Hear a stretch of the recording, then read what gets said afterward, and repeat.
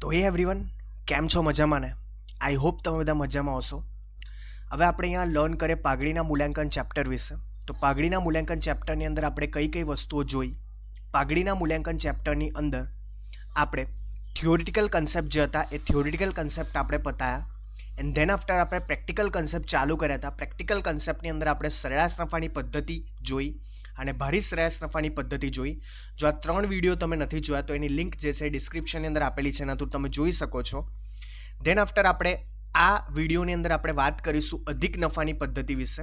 તો અધિક નફાની પદ્ધતિ શું કહે છે એ આપણે અહીંયા જોઈએ. બરાબર છે કે નહીં? યસ. તો અધિક નફાની પદ્ધતિ પ્રમાણે જ્યારે પાઘડીનું કેલ્ક્યુલેશન કરવાનું પૂછે તો પાઘડીનું સૂત્ર શું છે? પાઘડી બરાબર અધિક નફો. શું? અધિક નફો ગુણ્યા વર્ષોની સંખ્યા. અધિક નફો ગુણ્યા વર્ષોની સંખ્યા. બરાબર છે કે નહીં? પાઘડીનું આ સૂત્ર છે. હવે વર્ષોની સંખ્યા તો ક્વેશ્ચનની અંદર આપી દીધી હશે, બટ આપણે શોધવાનું શું રહેશે? અધિક નફો જે છે એ આપણે શોધવાનો રહેશે. તો આપણે અધિક નફા વિશે વાત કરીએ. અધિક નફાનું સિમ્પલ સૂત્ર છે અધિક નફો બરાબર સરેરાશ નફો માઇનસ અપેક્ષિત નફો. સરેરાશ નફામાંથી મેં અપેક્ષિત નફો માઇનસ કરીશ તો મને શું મળશે? અધિક નફો મળશે. અને અધિક નફાની ડેફિનેશન પણ છે. અધિક નફો એ ધંધાનો સરેરાશ નફાનો અપેક્ષિત નફા પરનો વધારો. આ સરેરાશ નફો જે છે ને એનો આ અપેક્ષિત નફા પરનો વધારો. ફોર એક્ઝામ્પલ, મારો સરેરાશ નફો જે છે 20,000 છે અને મારો અપેક્ષિત નફો જે છે એ 10,000 છે. તો કેટલો વધારો છે? 10,000 રૂપિયા. 10,000 રૂપિયાનો વધારો છે. તો આ 10,000 રૂપિયાને મેં શું કહી શકું છું? અધિક નફો જે છે એ મેં એને કહી શકું છું. તો સિમ્પલ આવડે કે ના આવડે? આવડે. બરાબર છે કે નહીં? યસ. તો અધિક નફાનું સૂત્ર છે સરેરાશ નફો માઇનસ અપેક્ષિત નફો. અને અધિક નફાનું ડેફિનેશન શું કહે છે? કે ધંધાનો સરેરાશ નફાનો અપેક્ષિત નફા પરનો વધારો. હવે અપેક્ષિત નફો તો આપણને ખબર છે કે ધારેલો નફો, બરાબર છે, અનુમાન કરેલો નફો, એને આપણે અપેક્ષિત નફો કહીએ છીએ. બરાબર છે કે નહીં? અને સરેરાશ નફો તો આપણે આગળ કેલ્ક્યુલેટ કરતા જોયો કે પાછળના અમુક વર્ષો આપેલા હોય, વર્ષોનો નફો આપેલો હોય અને એ નફા પરથી આપણે સરેરાશ નફો શોધીને આપણે આન્સર લઈ આવીએ છીએ. તો એ સરેરાશ નફો તો આપણને શોધતા આવડે છે. બરાબર છે. તો એ સરેરાશ નફામાંથી આપણે અપેક્ષિત નફો માઇનસ કરીશું તો મને શું મળશે? અધિક નફો જે છે એ મળશે. બરાબર છે કે નહીં? બીજું શું કહે છે? કે જ્યારે ધંધો જે છે એ અપેક્ષિત નફા કરતાં વધારે નફો કમાય છે. કેવો? અપેક્ષિત નફા કરતાં વધારે નફો કમાય છે. અપેક્ષિત નફા કરતાં વધારે નફો કમાય છે. તો જેટલો નફો ધંધાએ વધુ કમાવામાં આવ્યો છે ને એને આપણે શું કહીએ છીએ? અધિક નફો કહીએ છીએ. બરાબર છે. એને આપણે અધિક નફો જે છે એ આપણે કહીએ છીએ. તો સિમ્પલ આપણને આવડવું જોઈએ. ક્વેશ્ચનની અંદર અધિક નફો મતલબ મે બી પૂછી પાડે છે 1 માર્કનો ક્વેશ્ચન. અધિક નફો શું છે? તો અધિક નફોનો સિમ્પલ સૂત્ર છે કે સરેરાશ નફો માઇનસ અપેક્ષિત નફો. સરેરાશ નફો માઇનસ અપેક્ષિત નફો. તો સરેરાશ નફામાંથી અપેક્ષિત નફો મેં માઇનસ કરીશ તો મને અધિક નફો મળી જશે. અને બીજું શું કહે છે? કે અધિક નફો એ શું છે? અધિક નફો જે છે તો મારો 10,000 આન્સર આવશે. સપોઝ મારો સરેરાશ નફો 20,000 છે, અપેક્ષિત નફો 10,000 છે, તો મારો આન્સર આવી જશે 10,000 રૂપીસ. એ મારો અધિક નફો થઈ જશે. તો અધિક નફો શું કહે છે? કે સરેરાશ નફાનો અપેક્ષિત નફા પરનો શું? વધારો. તો સિમ્પલ વસ્તુ વધારો જ છે ને, કારણ કે મારો સરેરાશ નફો કેટલો છે? 20,000 અને અપેક્ષિત નફો કેટલો છે? 10,000. તો મારો સરેરાશ નફો તો વધારે જ છે ને. તો સરેરાશ નફાનો અપેક્ષિત નફા પરનો વધારો એને આપણે શું કહીએ છીએ? અધિક નફો કહીએ છીએ. બીજું શું કહે છે? કે જ્યારે ધંધો જે છે એ અપેક્ષિત નફા કરતાં વધારે નફો કમાય છે. અપેક્ષિત નફા કરતાં વધારે નફો કમાય છે. બરાબર. તો ધંધાએ જેટલો વધારે નફો કમાયો છે એ વધારે નફાને મેં શું કહીશ? અધિક નફો કહીશ. અધિક નફો કહીશ. તો આપણે અપેક્ષિત નફા કરતાં વધારે કમાઈએ છીએ, પણ જેટલો વધારે કમાઈએ છીએ ને એને આપણે શું કહીએ છીએ? એને આપણે અધિક નફો કહીએ છીએ. તો સિમ્પલ વસ્તુ આવડે કે ના આવડે? આવડે. બીજું અહીંયા કહી દઉં કે અધિક નફાનું સૂત્ર શું છે? સરેરાશ નફો માઇનસ અપેક્ષિત નફો. સરેરાશ નફો તો આપણે આગળની પદ્ધતિની અંદર જોયો કે સરેરાશ નફો આપણે કઈ રીતના કેલ્ક્યુલેટ કરવાનો છે તે, બટ અપેક્ષિત નફો આપણે નથી જોયો, તો અપેક્ષિત નફો આપણે જોઈશું કઈ રીતના કેલ્ક્યુલેટ કરવાનો છે તે. બીજું કે અહીંયા સરેરાશ નફો જે છે એ સરેરાશ નફો અહીંયા આપણે બે રીતના હોઈ શકે છે. એક તો આપણે પદ્ધતિ એક પ્રમાણે જે સરેરાશ નફો કેલ્ક્યુલેટ કરતા જે શીખ્યા એ પ્રમાણે પણ હોઈ શકે છે, અને પદ્ધતિ બે પ્રમાણે ભારિત સરેરાશ પણ હોઈ શકે છે. તો અહીંયા સાદો સરેરાશ પણ આપણે હોઈ શકે છે અને ભારિત સરેરાશ પણ હોઈ શકે છે. તો આપણે કઈ રીતના કેલ્ક્યુલેટ કરવાનો? તો સિમ્પલ ક્વેશ્ચનની અંદર આપણને કહી દીધું હશે એ પ્રમાણે આપણે કેલ્ક્યુલેટ કરીશું. બીજું કે ક્વેશ્ચનની અંદર આપણે ડેટા જોઈશું, એ ડેટા કેવા આપ્યા છે ડેટાના હિસાબે આપણે કેલ્ક્યુલેટ કરીશું. બરાબર છે કે નહીં? તો એ ડેટા પ્રમાણે આપણે કેલ્ક્યુલેટ કરીશું. બરાબર છે? તો અહીંયા સરેરાશ નફો જે છે એ સરેરાશ નફો બે હોઈ શકે છે, સાદો પણ હોઈ શકે છે, ભારિત પણ હોઈ શકે છે. તો આપણે કયો લઈશું? ક્વેશ્ચન પ્રમાણે, ડેટા પ્રમાણે આપણે લઈશું. બરાબર છે કે નહીં? યસ. તો હવે આપણે સરેરાશ નફો તો જોયો, હવે આપણે વાત કરીએ અપેક્ષિત નફા વિશે. તો અપેક્ષિત નફો શું કહે છે? તો અપેક્ષિત નફો તો આપણને ખબર છે, અપેક્ષિત નફો એટલે આપણે ધારેલો નફો પણ કહી શકીએ છીએ ને. તો અપેક્ષિત નફાનું સિમ્પલ સૂત્ર છે રોકાયેલી મૂડી ગુણ્યા અપેક્ષિત વળતરનો દર.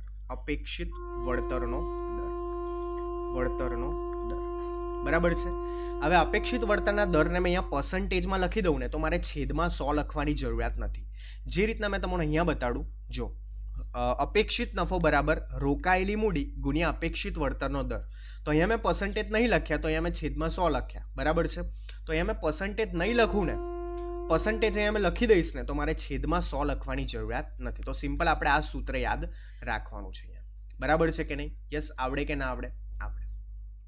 તો ધીસ ઇઝ વોટ આપણે આ કન્સિડર કરવાનું છે. હવે અહીંયા આપણને અપેક્ષિત વળતરનો દર જે છે એ ક્વેશ્ચનની અંદર આપણને આપી દીધો હશે. અપેક્ષિત વળતરનો દર આપણને ક્વેશ્ચનની અંદર આપી દીધો હશે. આપણે અહીંયા શોધવાનું શું રહેશે? રોકાયેલી મૂડી શોધવાની રહેશે. તો રોકાયેલી મૂડીનું પણ સૂત્ર છે, રોકાયેલી મૂડી બરાબર કુલ મિલકતો માઇનસ કુલ બાકી દેવા. તો અહીંયા અપેક્ષિત વળતરનો દર ક્વેશ્ચનની અંદર આપી દીધો હશે, આપણે શોધવાનું રહેશે રોકાયેલી મૂડી. તો રોકાયેલી મૂડીનું સિમ્પલ સૂત્ર શું છે? રોકાયેલી મૂડીનું સિમ્પલ સૂત્ર છે કુલ મિલકતો માઇનસ કુલ બાકી દેવા. તો આપણને શું મળી જશે? રોકાયેલી મૂડી મળી જશે. બરાબર છે કે નહીં? તો કુલ મિલકતો માઇનસ કુલ બાકી દેવા. તો આપણે ફોર એન એક્ઝામ્પલ મેં એક પાકું સરવૈયું બનાવો, તો પાકા સરવૈયાની આ સાઈડે તો બધી મિલકતો આવશે, મિલકત લેના બાજુ બધી મિલકતો આવશે. બરાબર છે? તો આ મિલકતોનું મેં ટોટલ મારું. બરાબર છે કે નહીં? અને આ બાજુ શું આવશે? દેવા આવશે. અને આ બાજુ અહીંયા શું આવશે? મૂડી આવશે. તો આ મેં કુલ મિલકતોમાંથી મેં આ દેવા લેસ કરી નાખું તો મને શું મળી જશે? મૂડી મળી જશે કે નહીં મળી જશે? તો કુલ મિલકતોમાંથી મેં દેવા લેસ કરી નાખું તો મને શું મળી જશે? મૂડી મળી જશે. તો રોકાયેલી મૂડીનું સૂત્ર શું છે? કુલ મિલકતો માઇનસ કુલ બાકી દેવા. તો એ રીતના મને અહીંયા મળી જશે. તો સિમ્પલ આવડે કે ના આવડે? આવડે. બરાબર છે કે નહીં? યસ. તો અગેન આપણે અહીંયા જોઈએ તો રોકાયેલી મૂડીનું સૂત્ર આપણને આવડે. અપેક્ષિત વળતરનો દર જે છે એ દાખલામાં આપી દીધો હશે, તો એનો તો કોઈ પ્રોબ્લેમ છે જ નથી અહીંયા. બરાબર છે કે નહીં? યસ. બીજું નોટ શું કહે છે? નોટ એવું કહે છે કે રોકાયેલી મૂડીને આપણે ચોખ્ખી મિલકતો પણ કહી શકીએ છીએ. અને બીજી નોટ એવું કહે છે કે સરેરાશ નફો આપણે હવાલાઓ પછીનો આપણે લઈશું. સરેરાશ નફો આપણે કયો? હવાલાઓ પછીનો આપણે લઈશું. બરાબર છે કે નહીં? યસ. તો હવે આપણે સિમ્પલ મેં અહીંયા સમરાઇઝ કરું, અધિક નફાની પદ્ધતિને મેં સમરાઇઝ કરું તો અધિક નફાની પદ્ધતિ શું કહે છે? અધિક નફાની પદ્ધતિ સિમ્પલ કહે છે, અધિક નફાની પદ્ધતિ પ્રમાણે પાઘડીનું કેલ્ક્યુલેશન પૂછ્યું હોય તો પાઘડીનું સિમ્પલ સૂત્ર શું છે? પાઘડી બરાબર અધિક નફો ગુણ્યા વર્ષોની સંખ્યા. બરાબર. આવડે કે ના આવડે? આવડે. હવે વર્ષોની સંખ્યા ક્વેશ્ચનની અંદર આપી દીધી હશે, આપણે શોધવાનું શું રહેશે? અધિક નફો. તો અધિક નફો મને કઈ રીતના મળશે? અધિક નફો બરાબર સરેરાશ નફો માઇનસ અપેક્ષિત નફો. બરાબર છે. તો અહીંયા સરેરાશ નફો આપણે શોધી નાખીશું. પદ્ધતિ 1 પદ્ધતિ 2 આપણે જોઈએ ઓલરેડી. બટ અહીંયા શું કેલ્ક્યુલેટ કરવાનું રહેશે? અપેક્ષિત નફો. તો અપેક્ષિત નફો આપણને કઈ રીતના મળશે? અપેક્ષિત નફો બરાબર રોકાયેલી મૂડી ગુણ્યા અપેક્ષિત વળતરનો દર. બટ અહીંયા આપણે શું લઈ લઈશું? પર્સન્ટેજ લઈ લઈશું. બરાબર છે. અપેક્ષિત વળતરનો દર ક્વેશ્ચનની અંદર આપી દીધો હશે. આપણે શું શોધવાનું રહેશે? રોકાયેલી મૂડી. તો રોકાયેલી મૂડીનું સૂત્ર શું છે? રોકાયેલી મૂડીનું સૂત્ર સિમ્પલ છે. રોકાયેલી મૂડી બરાબર કુલ મિલકતો માઇનસ કુલ બાકી દેવા. તો આ રીતના આપણે સિમ્પલ આટલી વસ્તુ કેલ્ક્યુલેટ કરવાની રહેશે. પાઘડી આપણે કેલ્ક્યુલેટ કરવી છે તો અધિક નફો જોઈશે. અપેક્ષિત નફો આપણે કેલ્ક્યુલેટ કરવાનો હશે. રોકાયેલી મૂડી આપણે કેલ્ક્યુલેટ કરવી પડશે. તો જો અહીંયા પાઘડી આપણે કેલ્ક્યુલેટ કરીશું તો આપણને કઈ વસ્તુ પહેલી ફાઇન્ડ ઇટ આઉટ કરવી પડશે? રોકાયેલી મૂડી. કારણ કે રોકાયેલી મૂડી ફાઇન્ડ ઇટ આઉટ કરીશું તો એનો જવાબ આ સૂત્રની અંદર મૂકીશું તો મને શું મળશે? અપેક્ષિત નફો મળશે. બરાબર છે. અપેક્ષિત નફો મેં અહીંયા સૂત્રની અંદર મૂકીશ તો મને શું મળશે? અધિક નફો મળશે. અને અધિક નફો મેં અહીંયા સૂત્રની અંદર મૂકીશ તો મને શું મળશે? પાઘડી મળશે. બરાબર છે કે નહીં? તો મારે શેનાથી સ્ટાર્ટ કરવું પડશે? રોકાયેલી મૂડીથી એક્ઝામ્પલ મારે સ્ટાર્ટ કરવો પડશે. તો સિમ્પલ આપણે જ્યારે એક્ઝામ્પલ સોલ્વ કરીએ ને તો આપણે એક પત્રક યાદ રાખવાનું છે. એ પત્રક એક સિક્વન્સ યાદ રાખવાનું છે. એ સિક્વન્સની અંદર જ આપણે સોલ્વ કરવાનો છે એક્ઝામ્પલ અહીંયા. બરાબર છે.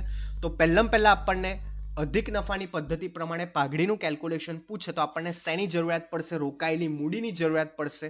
તો પહેલું આપણે અહીંયા લઈ લેવાનું રોકાયેલી મૂડી. બરાબર છે. રોકાયેલી મૂડી આપણે કેલ્ક્યુલેટ કરી નાખવાની. રોકાયેલી મૂડી બરાબર કુલ મિલકતો માઇનસ કુલ બાકી દેવા. તો આપણને સિમ્પલ વસ્તુ અહીંયા રોકાયેલી મૂડી મળી જશે. હવે રોકાયેલી મૂડી અને અપેક્ષિત વળતરના દરને મેં મલ્ટીપ્લાય કરીશ તો મને અપેક્ષિત નફો મળી જશે. તો રોકાયેલી મૂડી સાથે મને શું જોઈશે? બીજું અપેક્ષિત વળતરનો દર જોઈશે. બરાબર છે. રોકાયેલી મૂડી અને અપેક્ષિત વળતરનો દર જોઈશે. આ બંનેને મેં ભેગા કરીશ, આ બંનેને મેં મલ્ટીપ્લાય કરીશ તો મને શું મળી જશે? અપેક્ષિત નફો મળી જશે. શું મળી જશે? અપેક્ષિત નફો મળી જશે. તો અપેક્ષિત નફો મને કઈ રીતના મળશે? રોકાયેલી મૂડી ગુણ્યા અપેક્ષિત વળતરનો દર. બરાબર છે કે નહીં? આવડે કે ના આવડે? તો સિમ્પલ અહીંયા મને મળી જશે. હવે અપેક્ષિત નફો મને મળી ગયો. મારે બીજું શું શોધવાનું રહેશે? સરેરાશ નફો. તો સરેરાશ નફો મેં શોધી લઈશ અહીંયા. તો અપેક્ષિત નફા પછી મને શું અહીંયા શોધવાનું રહેશે? સરેરાશ નફો. તો સરેરાશ નફો મેં અહીંયા શોધી લઈશ. હવે અપેક્ષિત નફો મળી ગયો, સરેરાશ નફો મળી ગયો. તો આ બે વસ્તુ પરથી મેં શું ફાઇન્ડ ઇટ આઉટ કરી શકું છું? અધિક નફો ફાઇન્ડ ઇટ આઉટ કરી શકું છું. તો મારો અધિક નફો બરાબર સરેરાશ નફો માઇનસ અપેક્ષિત નફો. બરાબર? આવડે કે ના આવડે? સિમ્પલ છે. અને ફાઇનલી મને અધિક નફો મળી ગયો તો મને શું મળી જશે? પાઘડી મળી જશે. તો મારું પાઘડીનું સૂત્ર ફાઇનલી શું થઈ જશે? પાઘડી બરાબર અધિક નફો ગુણ્યા વર્ષોની સંખ્યા. તો મારે સિમ્પલ લોજિક અહીંયા યાદ રાખવાનો છે. લોજિક શું કહે છે કે ભાઈ રોકાયેલી મૂડી મારે પહેલાં કેલ્ક્યુલેટ કરવાની અને અપેક્ષિત વળતરનો દર લઈ લેવાનો. આ બંનેને મેં ભેગા કરીશ તો મને અપેક્ષિત નફો મળી જશે. બરાબર છે. અપેક્ષિત નફો શોધીશ, પછી મેં સરેરાશ નફો શોધીશ અને અપેક્ષિત નફો અને સરેરાશ નફો મળી જશે તો મને અધિક નફો મળી જશે અને અધિક નફો મળી જશે તો મને ફાઇનલી શું મળી જશે? પાઘડી મળી જશે. તો સિમ્પલ આવડે કે ના આવડે? તો આ એક પત્રક આપણે યાદ રાખવાનું છે. આ એક સિક્વન્સ આપણે યાદ રાખવાનું છે. આ સિક્વન્સ પ્રમાણે આપણે જઈશું. બરાબર છે. તો આપણો એક્ઝામ્પલ આરામથી સોલ્વ થઈ જશે. તો પહેલું રોકાયેલી મૂડી, બીજું અપેક્ષિત વળતરનો દર. આ બંનેને આપણે મલ્ટીપ્લાય કરીશું તો અપેક્ષિત નફો મળી જશે. ધેન આફ્ટર આપણે સરેરાશ નફો શોધીશું. આ બંને વસ્તુ પરથી આપણને શું મળી જશે? અધિક નફો મળી જશે. અને ફાઇનલી આપણે પાઘડીની વેલ્યુ શોધી નાખીશું. બરાબર છે. તો આ હતા બધા કન્સેપ્ટ્સ. હવે આપણે જોઈએ એક્ઝામ્પલ્સ વિશે. તો એક્ઝામ્પલ શું કહે છે આપણે જોઈએ. તો એક્ઝામ્પલ નંબર 5, પહેલો એક્ઝામ્પલ નંબર 5, આ ઉદાહરણ નંબર 5 પણ આપણે આને કહી શકીએ છીએ, ઉદાહરણ નંબર 5 પણ આને આપણે કહી શકીએ છીએ. બરાબર છે કે નહીં? યસ. તો પ્રતિભા અને કોણ છે? 2 જણા છે અહીંયા, પ્રતિભા અને પુષ્પા. કોણ? પ્રતિભા અને પુષ્પા એક ભાગીદારી પેઢીના ભાગીદારો છે.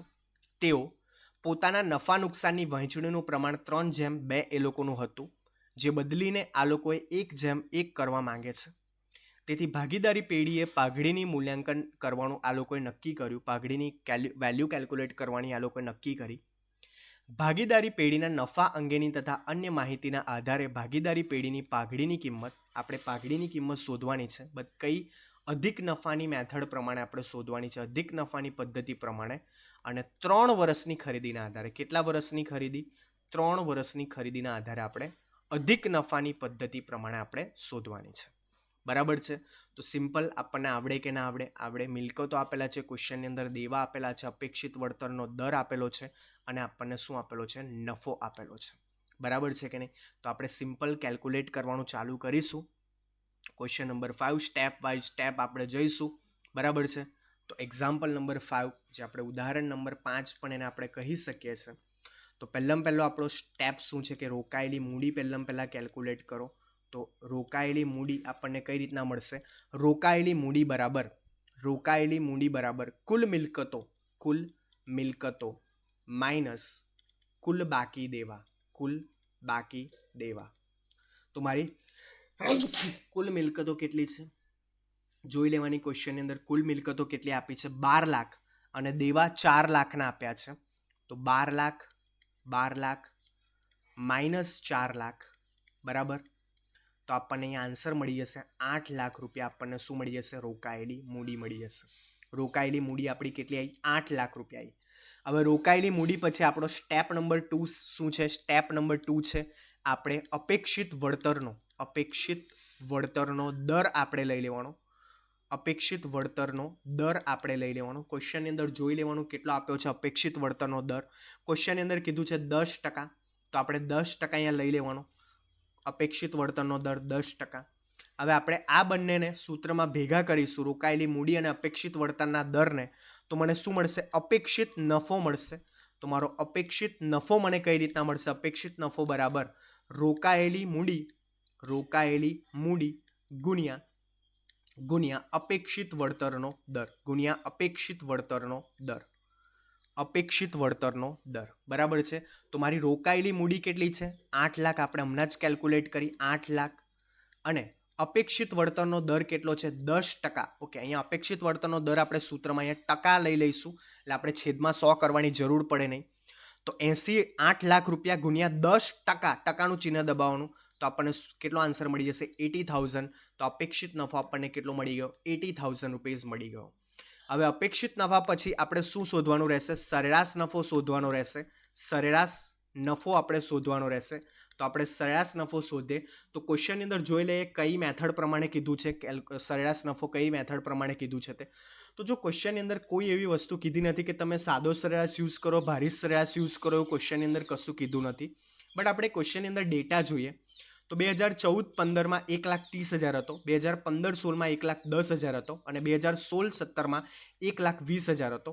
તો જો કન્ટિન્યુઅસલી વધે છે, 1,30,000 પછી 1,10,000 ઘટી જાય છે, કન્ટિન્યુઅસલી વધતો નથી. કન્ટિન્યુઅસલી વધતો અહીંયા નથી નફો. બરાબર છે? જો કન્ટિન્યુઅસલી વધતો હોય, કન્ટિન્યુઅસલી ઘટતો હોય તો આપણે ભારિત સરેરાશ યુઝ કરી શકીએ છીએ. અને ક્વેશ્ચનની અંદર પણ ભારિત સરેરાશ નથી કીધું. બરાબર છે? અને કન્ટિન્યુઅસલી વધતો ઘટતો પણ નથી. તો આપણે આ ડેટા પરથી આપણને ખબર પડી ગઈ કે આપણે કયો અહીંયા સરેરાશ યુઝ કરીશું. સાદો સરેરાશ પદ્ધતિ નંબર 1 આપણે અહીંયા યુઝ કરીશું. તો ડેટા જોઈ લઈએ. 14-15, 15-16, 16-17. તો અહીંયા આપણે લખી દઈએ વર્ષ કેટલા આપેલા છે. વર્ષ 2014-15, 2015-16 અને 2016-17 આ રીતના વર્ષ આપેલા છે. 16-17. અને નફો કેટલો આપેલો છે? નફો આપણે અહીંયા લઈ લેવાનો. નફો જેટલો આપેલો હોય નફો આપણે લઈ લેવાનો. તો નફો આપેલો છે 1,30,000, 1,10,000, 1,20,000, 1,30,000, 1,10,000 અને 1,20,000 આપણને નફો આપેલો છે. હવે નફાનું આપણે શું મારી દેવાનું? સિમ્પલ ટોટલ મારી દેવાનું. 1,30,000 વત્તા 1,10,000 વત્તા 1,20,000, તો આપણું અહીંયા ટોટલ આવી જશે 3,60,000 રૂપિયા. તો આપણને સરેરાશ નફો કઈ રીતના મળશે? સરેરાશ નફાનું સિમ્પલ સૂત્ર હતું, સરેરાશ નફો બરાબર કુલ નફો ગુણ્યા કુલ આપણા વર્ષોની સંખ્યા જે છે તે આપણે લઈ લેવાની. તો કુલ નફો મારો કેટલો છે? 3,60,000 રૂપિયા. અને વર્ષોની સંખ્યા કેટલી છે? 1, 2 અને 3. તો 3 વર્ષ અહીંયા મેં લઈ લઉં તો 3,60,000 ભાગ્યા 3, તો 1,20,000 રૂપિયા મારો શું આવે છે? સરેરાશ નફો આવે છે. 1,20,000 રૂપિયા મારો શું આવે છે? સરેરાશ નફો આવે છે. તો કુલ નફો બરાબર છે કુલ નફો ડિવાઇડેડ બાય વર્ષોની સંખ્યા. તો 3,60,000 કુલ નફો મારો અને વર્ષોની સંખ્યા 1, 2 અને 3. આ રીતના મને સરેરાશ નફો મળી ગયો. હવે અપેક્ષિત નફો અને સરેરાશ નફો આ બંનેને મેં સૂત્રમાં મૂકીશ તો મને શું મળશે? અધિક નફો મળશે. તો મને અધિક નફો કઈ રીતના મળશે? અધિક નફો બરાબર સરેરાશ નફો માઇનસ અપેક્ષિત નફો. સરેરાશ નફો આપણે હમણાં જ શોધ્યો 1,20,000 રૂપિયા. તો 1,20,000 લખી દીધા અહીંયા. અપેક્ષિત નફો આપણે કેટલો શોધ્યો જોઈ લેવાનો ક્વેશ્ચનની અંદર કઈ આન્સરની અંદર 80,000. તો 80,000 આપણે જોયો, 80,000 રૂપીઝ આપણને અહીંયા મળી ગયો. બરાબર છે. તો આપણો આન્સર અહીંયા આવી જશે 40,000 રૂપીઝ આપણો અધિક નફો આવી જશે. હવે આ અધિક નફાને ફાઇનલી આપણે પાઘડીના સૂત્રની અંદર મૂકી દઈએ તો પાઘડી બરાબર અધિક નફો ગુણ્યા વર્ષોની સંખ્યા. અહીંયા આપણે ખરીદીના વર્ષો લેવાના છે. અહીંયા આપણે ખરીદીના વર્ષો જે છે એ આપણે લઈશું. તો ખરીદીના વર્ષો ક્વેશ્ચનની અંદર કેટલા આપેલા છે આપણે જોઈ લઈએ. ખરીદીના વર્ષો ક્વેશ્ચનની અંદર 3 વર્ષની ખરીદી એટલે 3 વર્ષ આપેલા છે. તો 3 વર્ષ અહીંયા આપણે લઈએ 3 વર્ષ. તો 40,000 ગુણ્યા 3 આપણો આન્સર કેટલો આવે છે? 1,20,000 રૂપિયા. તો અહીંયા પાઘડીની આપણને વેલ્યુ મળી જાય છે. તો આપણા ફાઇનલ સ્ટેપની અંદર સ્ટેપ નંબર 6ની અંદર આપણને પાઘડીની વેલ્યુ અહીંયા મળી જાય છે. તો સિમ્પલ આવડે કે ના આવડે. તો અહીંયા પણ મેં કઈ રીતના કેલ્ક્યુલેટ કરેલું છે? સ્ટેપ નંબર 1 રોકાયેલી મૂડી શોધી નાખી, પછી આપણે અપેક્ષિત વળતરનો દર લઈ લીધો. આ બંને વસ્તુ પરથી આપણને અપેક્ષિત નફો મળી જશે. ધેન આફ્ટર સરેરાશ નફો શોધી નાખ્યો અને સરેરાશ નફા પરથી આપણે સરેરાશ નફો અને અપેક્ષિત નફા પરથી આપણે અધિક નફો શોધી નાખ્યો. એન્ડ ફાઇનલી આપણે પાઘડીની વેલ્યુ શોધી નાખી અહીંયા. બરાબર છે. તો આવડે કે ના આવડે સિમ્પલ વસ્તુ. આપણે સ્ટેપ પ્રમાણે જઈશું તો આપણે કોઈ પ્રોબ્લેમ પડે નહીં. હવે આપણે જોઈએ એક્ઝામ્પલ નંબર 6. એક્ઝામ્પલ નંબર 6 શું કહે છે આપણે જોઈએ. આ ઉદાહરણ નંબર 6 પણ આપણે એને કહી શકીએ છીએ. ઉદાહરણ નંબર 6 પણ એને આપણે કહી શકીએ છીએ.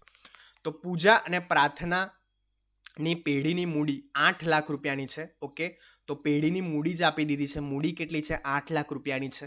અને અપેક્ષિત વળતરનો દર 12%નો છે. છેલ્લા 3 વર્ષનો નફો અનુક્રમે 1 લાખ, 1,40,000 અને 90,000 છે.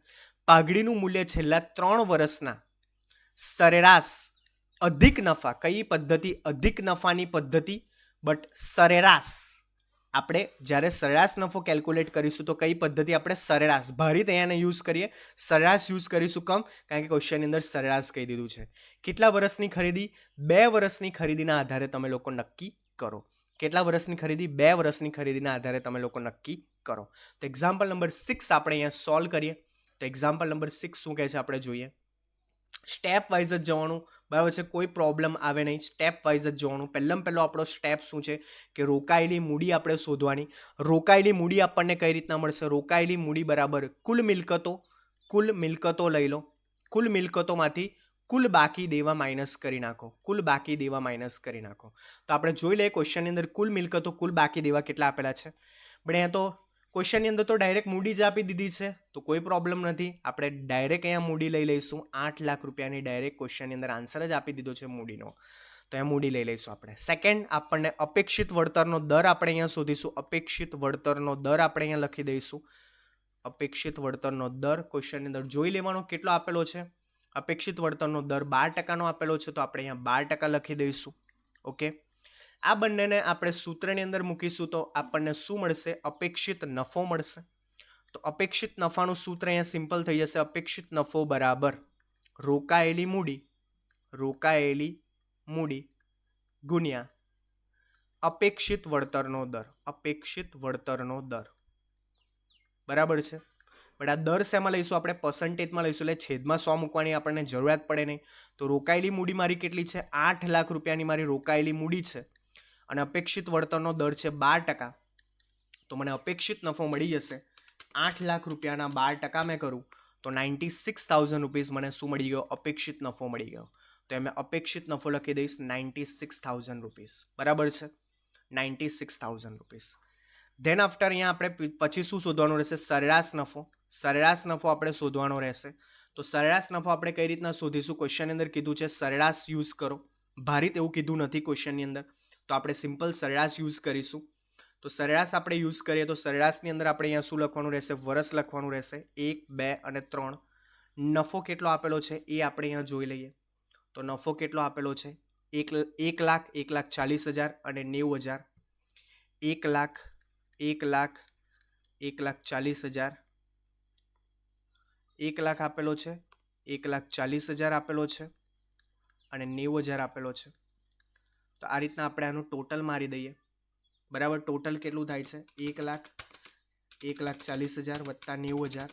તો આનું ટોટલ થાય છે 3,30,000 રૂપિયાનું આનું મારું ટોટલ થાય છે. તો સરેરાશ નફો મને કઈ રીતના મળશે? સરેરાશ નફાનું સૂત્ર અહીંયા લખી દેવાનું. સરેરાશ નફો બરાબર કુલ નફો ડિવાઇડેડ બાય કુલ વર્ષોની સંખ્યા. કુલ વર્ષોની સંખ્યા.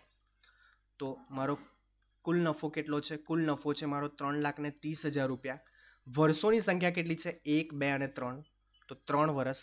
તો આપણને આન્સર મળી જશે 1,10,000 રૂપિયા. તો 1,10,000 રૂપિયા મને સરેરાશ નફો મળી ગયો. બરાબર છે. અપેક્ષિત નફો અને સરેરાશ નફો આપણે શોધી નાખ્યો તો આપણને શું અહીંયા મળી જશે? અધિક નફો મળી જશે. ઓકે, બટ અહીંયા જો ઓકે સરેરાશ નફો 1,10,000 મળ્યો તો અહીંયા મારે લખી દેવાનો 1,10,000 રૂપિયા સરેરાશ નફો. આગળના ક્વેશ્ચનની અંદર પણ સરેરાશ નફો કેટલો મળ્યો? તો 1,20,000 રૂપિયા. તો 1,20,000 રૂપિયા આપણે સામે લખી દીધો અહીંયા. ધેન આફ્ટર અધિક નફો અહીંયા આપણને કેટલો મળ્યો? તો 40,000 અહીંયા સામે લખી દેવાનો અને પાઘડીની વેલ્યુ આપણને ફાઇનલી અહીંયા મળી ગઈ હતી. બરાબર છે. આ ક્વેશ્ચનની અંદર આપણે સરેરાશ નફો લખી દીધો. હવે અધિક નફાનું સૂત્ર શું છે? અધિક નફો બરાબર સરેરાશ નફો માઇનસ અપેક્ષિત નફો. અપેક્ષિત નફો. તો સરેરાશ નફો મારો કેટલો છે? સરેરાશ નફો આપણે હમણાં જ શોધ્યો 1,10,000 રૂપિયા અને અપેક્ષિત નફો આપણે કેટલો શોધ્યો? 96,000 રૂપિયા આપણે અપેક્ષિત નફો શોધ્યો. તો 96,000 રૂપીસ આપણો અપેક્ષિત નફો છે. તો 1,10,000 રૂપિયા 1,10,000 રૂપિયા માઇનસ 96,000 14,000 મને અધિક નફો મળી ગયો. તો અધિક નફો મને 14,000 મળી ગયો. તો છેલ્લો સ્ટેપ પાઘડીનું સૂત્ર મેં મૂકું. પાઘડી બરાબર અધિક નફો ગુણ્યા વર્ષોની સંખ્યા. અહીંયા આપણે ખરીદીના વર્ષોની સંખ્યા લઈશું. તો 14,000 રૂપિયા ગુણ્યા વર્ષોની સંખ્યા. ક્વેશ્ચનની અંદર જોઈ લેવાની ખરીદીના વર્ષોની સંખ્યા કેટલી આપેલી છે? 2 વર્ષની ખરીદી આપેલી છે. તો આપણે અહીંયા 2 વર્ષ લઈ લઈશું. 2 વર્ષ. તો આપણને પાઘડીનો આન્સર સિમ્પલી આપણને મળી જશે 14,000 ગુણ્યા 2 28,000 રૂપિયા આપણને પાઘડીનો આન્સર અહીંયા મળી જશે. તો સિમ્પલ આવડે કે ના આવડે? આવડે. તો સ્ટેપ વાઇઝ જવાનું છે. સ્ટેપ વાઇઝ આપણને આન્સર મળતો જશે અહીંયા. તો પહેલાં આપણે રોકાયેલી મૂડી શોધી, અપેક્ષિત વળતરનો દર. ધેન આફ્ટર આ બંનેને ભેગા કરીએ તો આપણને અપેક્ષિત નફો મળી જશે. આ બંનેના ગુણાકાર કરીશું તો ધેન આફ્ટર આપણે સરેરાશ નફો શોધ્યો. સરેરાશ નફા પછી આપણે અધિક નફો શોધ્યો અને અધિક નફા પછી આપણે સિમ્પલી પાઘડીની વેલ્યુ અહીંયા શોધી નાખી. તો સિમ્પલ આવડે કે ના આવડે? આવડે. તો આ મતલબ એક્ઝામ્પલ્સ છે આપણે અહીંયા મતલબ જોવાના છે. બરાબર છે કે નહીં? આ 2 એક્ઝામ્પલ હતા. બરાબર છે. તો આ હતા કન્સેપ્ચ્યુઅલ રિવિઝન. તો આપણે જોયું બટ એની સાથે કન્સેપ્ટ તો આપણે જોયા બટ એની સાથે સાથે આપણે એક્ઝામ્પલ પણ અહીંયા જોઈ લીધા. બરાબર છે. તો હવે આપણે નેક્સ્ટ વિડીયોની અંદર આપણે નેક્સ્ટ પદ્ધતિ જે છે એના વિશે આપણે વાત કરીશું. બરાબર છે કે નહીં? તો એના વિશે આપણે વાત કરીશું. બરાબર છે. તો આપણે મળીએ નેક્સ્ટ વિડીયોની અંદર. ઓકે, તો થેન્ક યુ વેરી મચ.